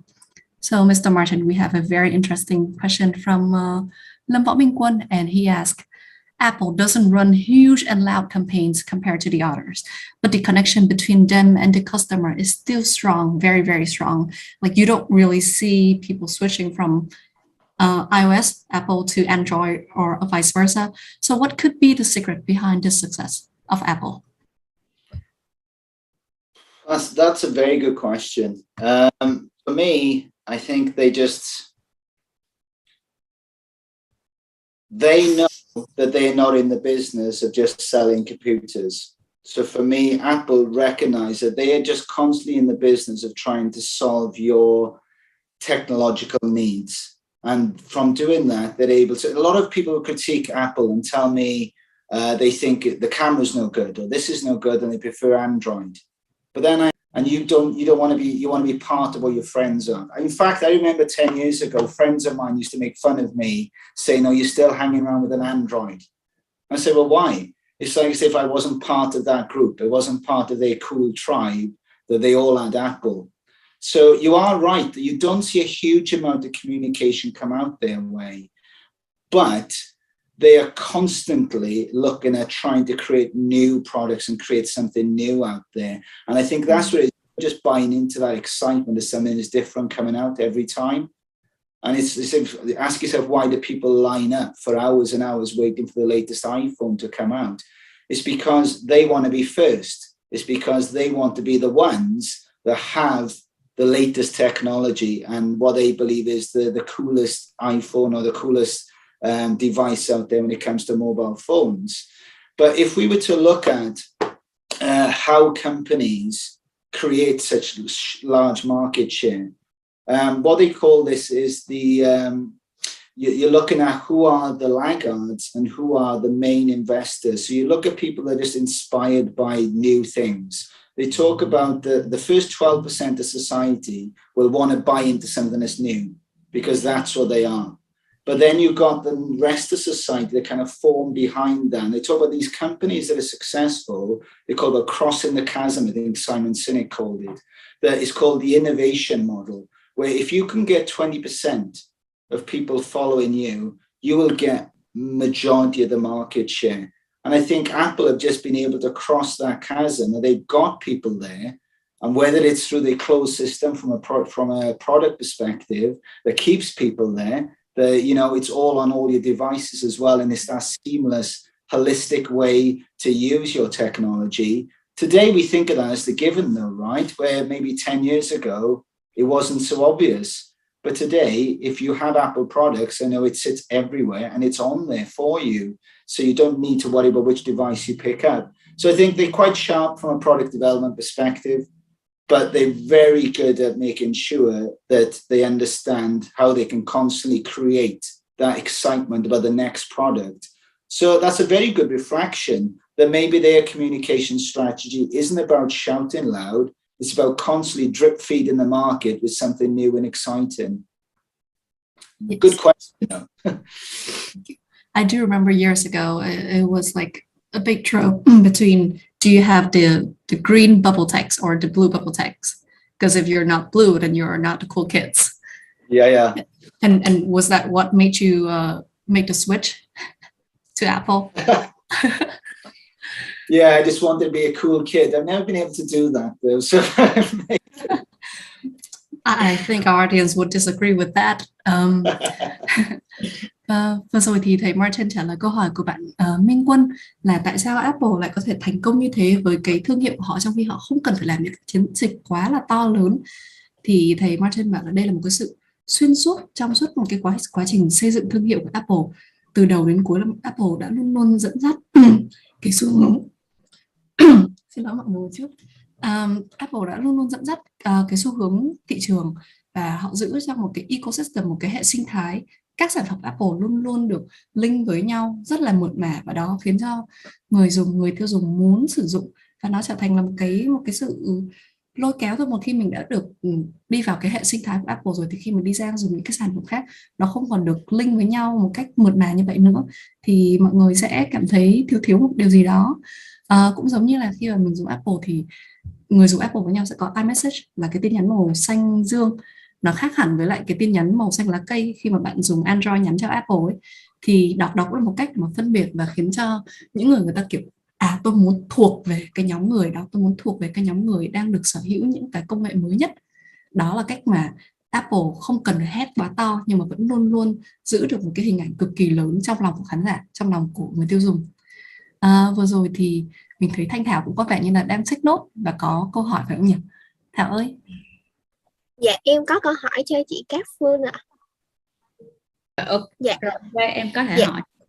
Dạ chị ơi, chị có thể chia sẻ về cộng đồng sinh viên quốc tế tại trường Đại học University of South Wales, và đặc biệt là cộng đồng sinh viên người Việt được không ạ? Rồi, ok, cảm ơn em. Thì trường University of South Wales thì có khoảng hiện giờ thì có khoảng 23.000 sinh viên đang học đến từ gần hơn 100 quốc gia. Thì nhưng mà trong đó thì sinh viên quốc tế chỉ khoảng chừng là 4.000, 5.000 mà thôi. Tại vì bên trường chị thì dù sao thì vẫn muốn cố gắng duy trì cái môi trường Anh quốc tế, nhưng mà nó không quá là trộn lẫn toàn bộ là quốc tế. Thì cộng đồng người Việt thì hiện tại bây giờ thì ngày càng đông đúc hơn so với hồi trước. Nhưng mà có thể chị phải thừa nhận với em đó là thường thì thị trường của Anh Quốc á, thì các bạn hay đi cho những chương trình gọi là thạc sĩ là 1 năm, hoặc là chương trình top up rồi xong lên thạc sĩ thì 1 đến 2 năm. Do đó thì mình vẫn có rất là nhiều cựu sinh viên đã học ở tại trường University of South Wales và đã về nước và đang làm. Thì nếu em theo dõi một số chương trình của Face trước đây thì em sẽ thấy là có một số cái buổi trao đổi phỏng vấn các bạn cựu sinh viên của trường. Một số bạn về đây và làm giảng viên hoặc là làm trong lĩnh vực marketing. Nhưng mà hiện giờ thì bên mình vẫn đang có một cộng đồng sinh viên không gọi là quá to, nhưng mà em sẽ không cảm giác là bị lạc lõng vì các bạn vẫn còn ở bên đó. Và thì cái campus mà có nhiều cựu sinh viên nhất, nhiều sinh viên đang học nhất và người Việt Nam học nhất thì chính là ngành business. Thì nó nằm ngay tại Forest campus luôn, nên qua đó thì mình không bị lạc lõng lắm đâu. Tại vì thường thì chị sẽ giới thiệu khi mà các bạn sinh viên đến chị và các bạn muốn mà tìm hiểu về chương trình của ngành này, thì có hai nhóm sinh viên chị sẽ có thể giới thiệu cho các bạn. Điều đầu tiên đó là cựu sinh viên. Tại vì cựu sinh viên thì ở đây thì các bạn sẽ cảm thấy tin hơn, tại đã học rồi, đã về nước và làm việc rất là thành công. Và ngoài ra thì có những lúc mà các bạn cảm thấy là muốn biết hơn về môi trường bên đó, rồi muốn là cảm giác là khi các bạn đã có visa rồi, các bạn chuẩn bị đi, thì chị sẽ chắc chắn là connect để cho các bạn qua đó thì có người đón này. Tại vì vừa bay một chuyến rất là xa thì các bạn sẽ đói, thì thường là cũng có trường take care rồi, nhưng mà các bạn vẫn cảm thấy warm, welcoming hơn khi có một người ở đó là người Việt Nam. Thì chị thấy là đặc biệt giai đoạn này đang dịch ý, thì các bạn rất là lo lắng. Thì có các cái anh chị sinh viên đang học trước đây thì anh chị sẽ nói là không sao đâu em, qua đi rồi chị đón hoặc như thế nào đó. Thì bên trường vẫn cung cấp chỗ ở miễn phí trong giai đoạn cách ly.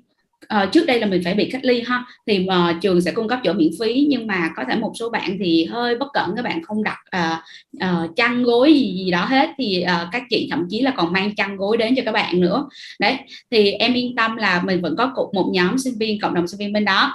Và thực sự là ngành business là ngành nổi bật nhất và mình có nhiều nhất. Nhưng mà chị cũng có các anh đã từng học ngành tâm lý học rồi. Hiện dạo này thì có khá là nhiều bạn thích ngành tâm lý học và có bạn đã được offer placement. Thì em biết hiện giờ mình có cái chính sách ở lại 2 năm ấy, là Raleigh Route, thì có rất là nhiều bạn đã có thể đăng ký cái chính sách đó và có cơ hội làm placement. Rồi có những bạn thì cũng tự giác thôi, tự động không theo cái chương trình của trường nhưng vẫn có thể kiếm được công việc làm thêm và placement bên đó.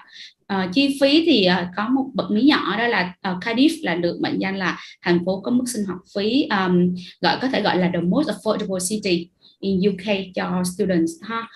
Được đánh giá vào năm 2019 và đến giờ. Chi phí thì khá là hợp lý, các bạn không quá là phải nhưng mà cái điều kiện sống thì khá tốt. Ví dụ như là một cái phòng thuê, nếu các em không ở trong trường, ở bên ngoài thì chỉ có 55 bảng một tuần. Đó. Thì em đừng quá lo lắng, có trường sẽ take care các em luôn. Đến sân bay thì có người sẽ ở trường sẽ hỗ trợ các em ở đó, xong đến trường thì sẽ cũng có người của trường luôn. Và tất nhiên có chị ở đây mà, đúng không? Cho nên thành ra là thường thì chị sẽ luôn luôn nói các em là em add Zalo chị nha, em add Facebook đi, em thích dùng cái nào cũng được. Rồi khi em bay qua bên đó thì trên đường bay chị sẽ follow là các bạn bay đến nơi chưa, các bạn như thế nào. Tại vì đặc biệt là do đoạn dịch á, thì cha mẹ rất là lo, mà lại thủ tục ở mỗi sân bay nó lại khác nhau nữa. Thì có những bạn mới bay lần đầu tiên nữa thì chị sẽ kỹ hơn. Ví dụ như thậm chí là chị còn bảo là em để video cam cho chị coi coi là em bay đến đâu, rồi em như thế nào, rồi em tìm được người của trường chưa. Chị sẽ follow rất kỹ ở chuyện đó. Và khi đến nơi thì trong giai đoạn 1 tuần 2 tuần đầu á, thì chị sẽ rất là cẩn thận cho các bạn. Tại vì các bạn ví dụ như có nhiều bạn còn thậm chí chưa có phòng nữa chẳng hạn, thì chị sẽ phải hỗ trợ bạn tiền phòng nè. Rồi bên trường cũng sẽ hỗ trợ luôn. Thì đó, thì có rất là nhiều cái mà có dịch vụ hỗ trợ của trường. Và chị khá là tự hào là vì các bạn luôn luôn nói là người xứ Wales là người rất là friendly và thân thiện. Còn mà về vấn đề an toàn á, thì chị đã qua đó rồi và chị cũng rất thích bầu trời của xứ Wales và con người ở đó thân thiện, và chị cũng thấy rất là an toàn. Còn về mọi việc như là di chuyển này kia thì rất là tiện nghi ha, tiện lợi, nó kế bên trường luôn, em có thể đi ra đón train, và ngay cả có siêu thị, tất cả mọi thứ, thậm chí trong trường còn có tiệm cắt tóc nữa mà. Đây có một số cái nhỏ nhỏ vậy thôi. Nếu mà Thảo cần tìm hiểu hơn về cộng đồng sinh viên thì Thảo có thể chat với chị sau đó ha. Em cảm ơn chị ạ. Em cảm ơn chị Lan Phương rất nhiều.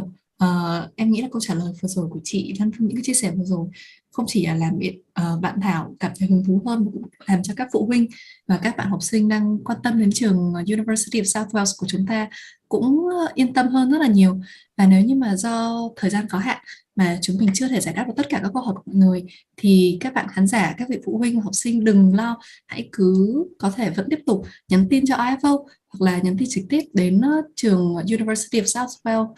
Chị Lan Phương, thầy Martyn và tất cả mọi người sẽ tiếp tục hỗ trợ mọi người để mà trong quá trình apply, nộp đơn xin học bổng hoặc là tìm hiểu thêm về các cái ngành nghề thì mọi người sẽ luôn luôn có một người đồng hành nha.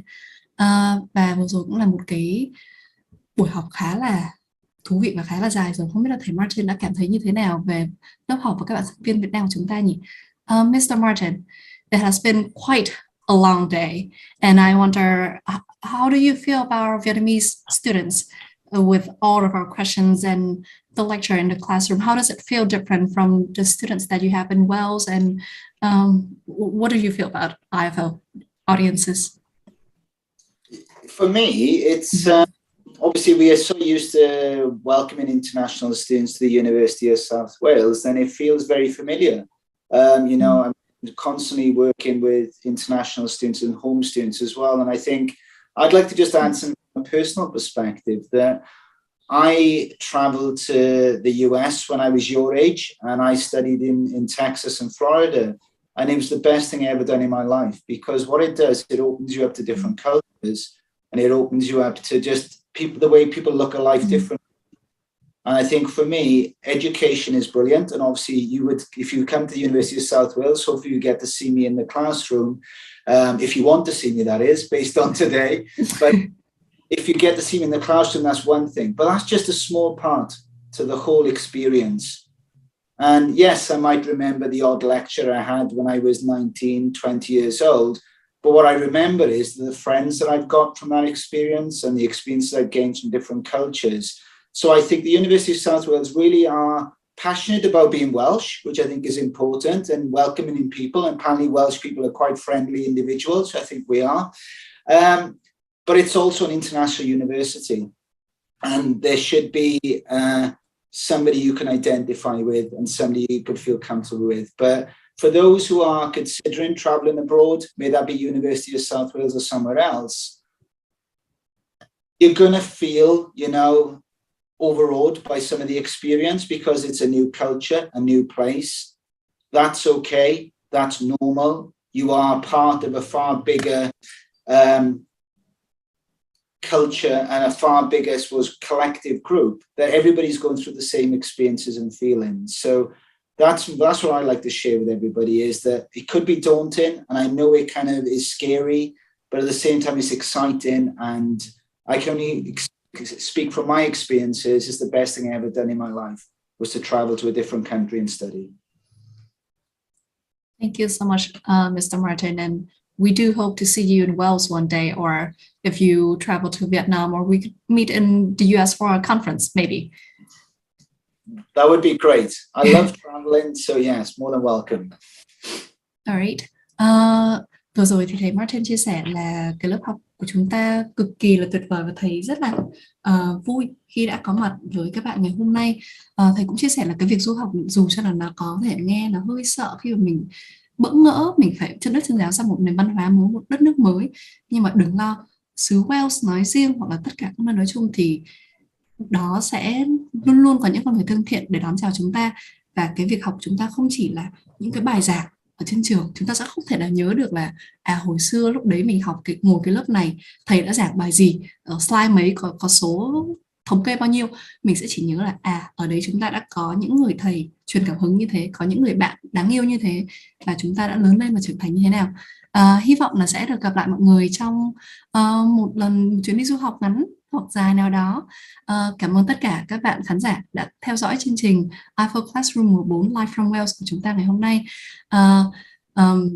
Đừng quên là chúng mình sẽ lại gặp lại nhau vào 8 giờ tối thứ 3 tuần sau trên fanpage và YouTube của chương trình. Và các bạn cũng đừng quên, các bạn học sinh, sinh viên là IFO Classroom Season 4 vẫn đang casting các bạn học sinh để tham gia cho lớp báo chí Journalism và MBA Global Supply Chain, tức là lớp thạc sĩ dành cho Global Supply Chain. Đừng quên xem thông tin casting tại fanpage của IFO nha. Còn ngay bây giờ thì xin chào và hẹn gặp lại tất cả các bạn ở các buổi học sau. Bye. Thank you.